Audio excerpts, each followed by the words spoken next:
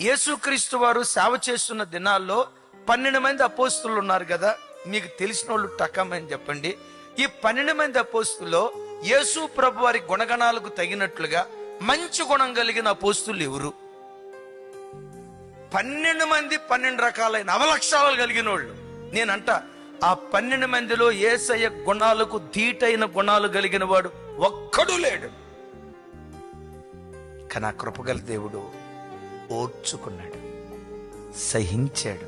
ఎవరిని సహించాడో, ఎవరిని ఓర్చుకున్నాడో తర్వాత కాలంలో వారే దేవుని పరిచర్యలు కుడి చేతి పుత్రులుగా మారి భూలోకాన్ని తల్లకిందులు చేసి అపోస్తులుగా మారిపోయారు. మదర్ తెరీసా ఏమంటుందో తెలుసా? నువ్వు ప్రజలను ప్రతి ఒక్కరిని ద్వేషించుకుంటూ పోతే నిన్ను ప్రేమించేవాడు ఎవ్వడు నీకు మిగలడు. మన సేవలోనే ఒక సంగతి చెప్తాను. ఒక అన్న ఉన్నాడు.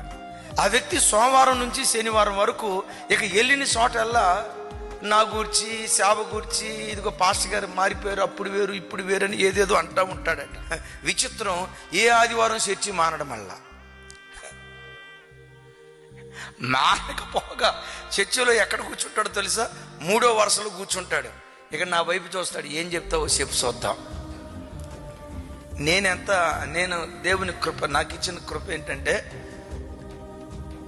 గ్రౌండ్ లెవెల్లో జరిగిన విషయాలు స్టేజ్ మీద ఎక్కించను. పొర్రపాటు నా గూర్చి ఏమన్నా చెప్తాడేమో అన్నట్టుగా ఇక ఎట్టాగే చూస్తాడు. నేను అసలు ఒక్క మాట అనేవాడిని కాదు.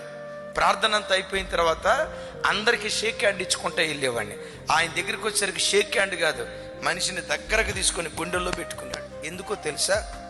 నేను ఆ వ్యక్తిని అలా ప్రేమించడానికి కారణం ప్రభు ఎదుట చెప్తున్నా, ఈ స్థానంలో నిలవబడటానికి నేను యోగ్యుడిని కాదు. నన్ను నా ప్రభు క్షమించాడు, నా ప్రభు నన్ను సహించాడు, నా ప్రభు నేను భరించాడు. నన్ను నా ప్రభు క్షమించినట్లుగా ఎదుటివని నేను క్షమించకూడదా? ఆ ఒక్క మాట గుర్తొచ్చి మనిషిని దగ్గరికి తీసుకునేవాడిని. ఆ తర్వాత ఏమైందో తెలుసా? జరగకూడని ఒక ఘోరమైన కార్యం ఆ ఇంట్లో జరిగింది. మధ్యరాత్రి 1 గంట ప్రాంతంలో ఫోన్ చేసి వచ్చాడు. భార్యతో కలిసి రావటం కాళ్ళ మీద పడ్డాడు. అయ్యా, నీకు వ్యతిరేకంగా మాట్లాడి పాపాన్ని మూటగట్టుకున్నా. కుటుంబంలాగా సంఘంలో నా కుటుంబం తయారైంది. నన్ను క్షమించయ్యా. నేనన్నా, మనం ఒక ఇల్లన్నా, పిల్లలు కొన్నిసార్లు తల్లిదండ్రులను అర్థం చేసుకోకుండా తల్లిదండ్రుల మీద కొన్నిసార్లు మాట్లాడతారు. నన్ను కాకపోతే ఎవరిని అంటావన్నా? అయినా నువ్వు నన్ను ఎందుకు అన్నావు? నాకేం తెలీదు అని ఏమీ తెలియనట్లుగా బిడ్డను చారదీశా.